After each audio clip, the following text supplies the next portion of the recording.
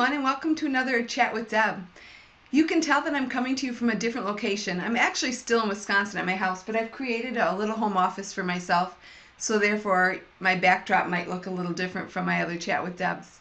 Today we're going to be talking about creating ebooks. So I have several apps to show you, and I think your students are really going to love these. The first app I'm going to show you is for the young. It's called ScreenChomp. I'm going to open it up here. Perhaps you've heard of ScreenChomp before. It's made by TechSmith, which is one of my favorite companies. They make a lot of screen sharing, screen capturing tools for teachers and educators and business people. ScreenChomp is very easy to use, so the real young can manage to create a quick ebook or e-story using this app. The first thing we're going to do is click right down here, and that's going to open up a place for us to be able to get a picture. So we have several choices here. We can either choose from our library if we've already taken pictures, we can choose from Dropbox if we have a Dropbox account, or we can just take a photo right now. And what I would do if I were telling an e-story is have the kids draw pictures to go with the story and take photos of their hand-drawn pictures. Or you could actually take a photo from the book if you wanted to. Just be very cautious of copyright and where you're publishing these ebooks, especially if they're going out onto the internet. You don't want to break copyright. Once you click here, you have your camera roll, so we can tap that. And then I just took a picture off of Google Images that was free to use and share. So I'm not breaking copyright, so I'm going to go ahead and click this picture right here. I'm going to imagine that a student heard the story, read the story, The Jungle Book. And now they want to do a quick little retelling of that book and make their own story. When this screen comes up, there's 3 panes, so you can decide by just moving and zooming and rotating where you want your picture to occur. So I can move this picture and put it wherever I'd like it to be. So you can see I can even rotate that picture.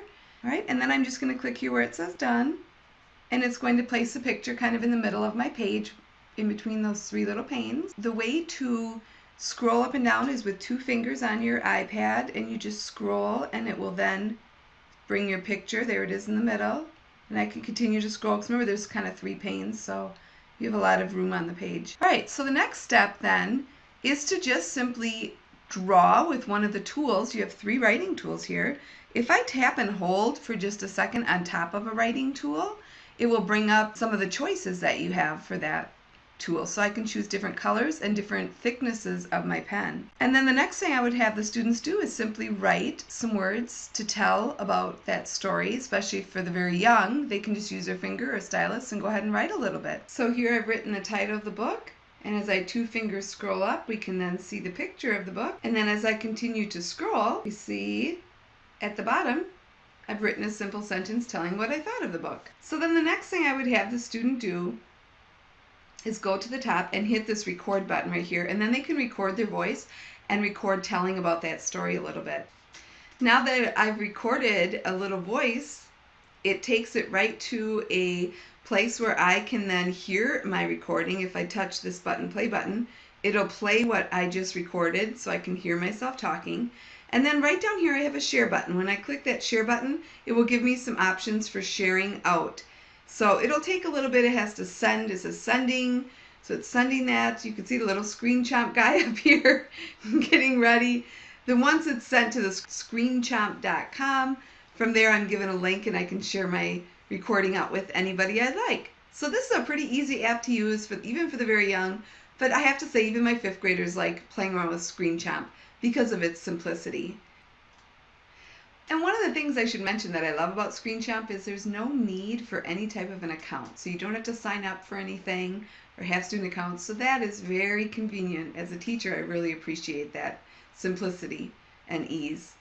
All right, it's time to look at a different app. The next app we're going to look at is called Write About This.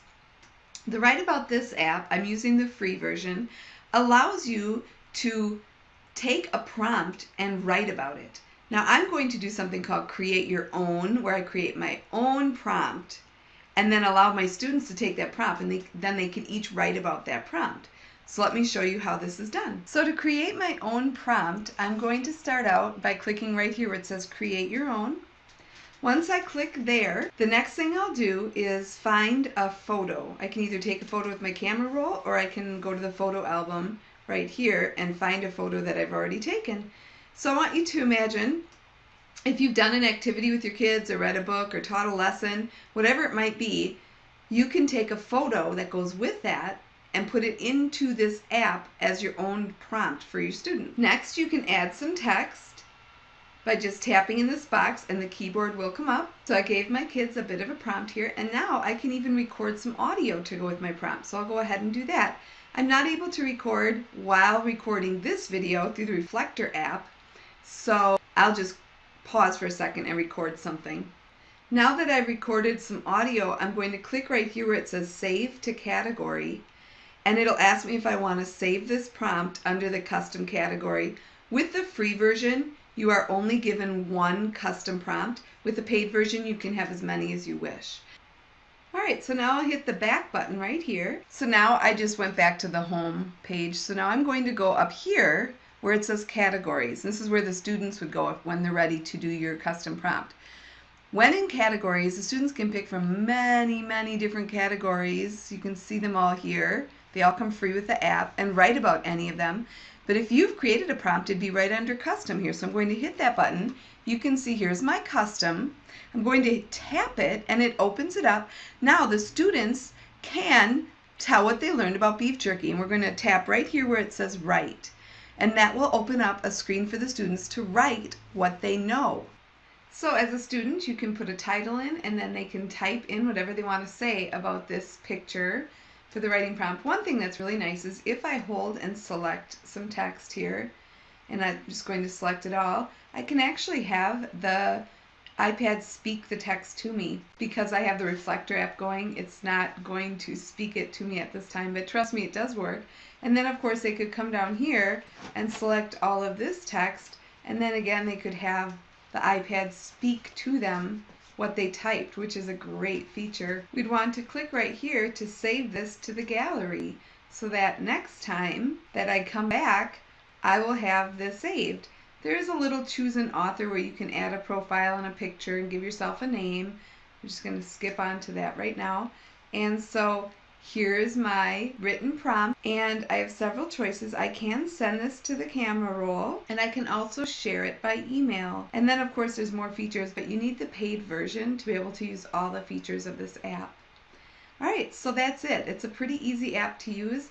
I really think your students would enjoy using a custom prompt made by you, the teacher, but they probably would also enjoy just using some of the prompts that come with the app and writing about those and sharing those out.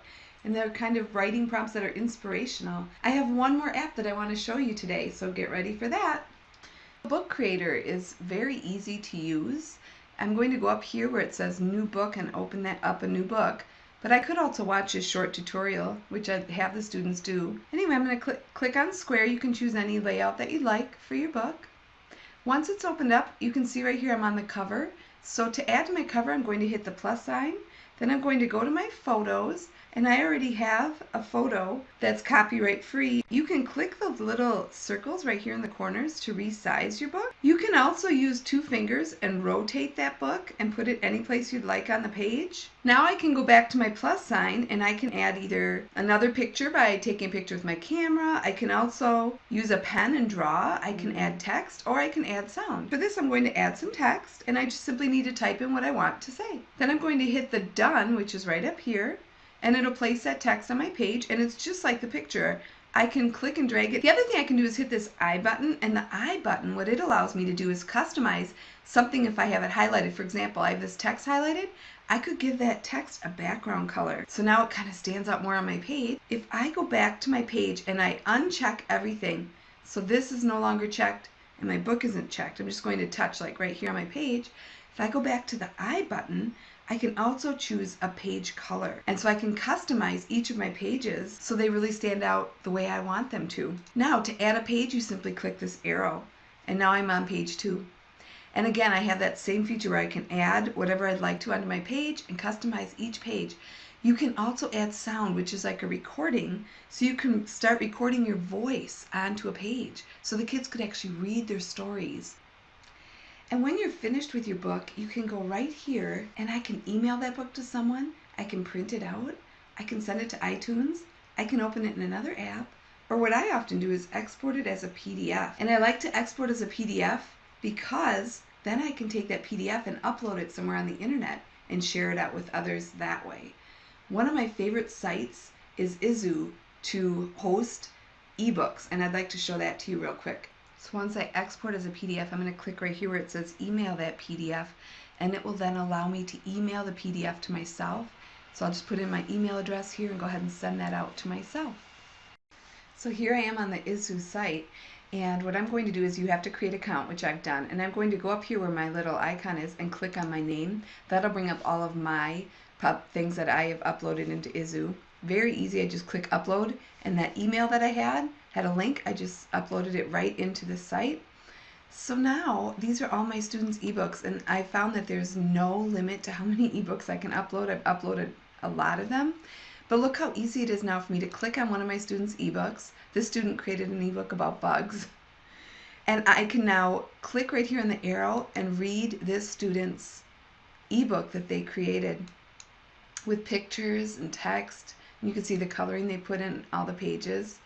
It's awesome. Now if I want to go right here and share, I can go down, and of course you could have all these sharing options, but one sharing option I love is it gives you a link or an embed code. So I can even copy this embed code and embed this onto a Google site. And my kids actually embedded these onto their blogs to share them out. So Izu is a wonderful tool for sharing out those ebooks once you're finished. Well, I hope the apps I've shared with you today have inspired you to make some ebooks or tell some e-stories with your students. I will put the links to all the apps, Screenshot, Write About This, and Book Creator in my blog post. And if you do try them out and you have success, please let me know, or if you have any questions, let me know. All right, everyone, until next time, I hope you have a great day, and I hope things find you well. Bye!